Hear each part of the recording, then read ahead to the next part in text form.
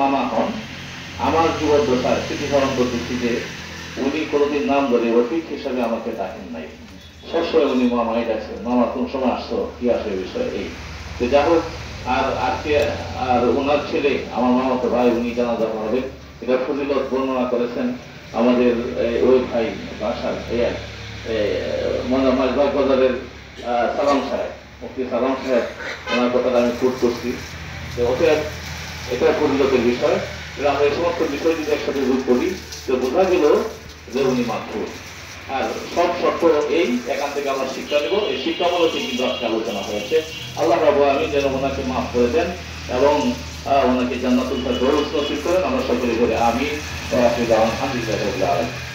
আলহামদুলিল্লাহ। মাইয়াতের দ্বিতীয় ছেলে হযরত মাওলানা মুফতি ওলিউল্লাহ সাহেব আপনাদের সামনে কথা বলবেন।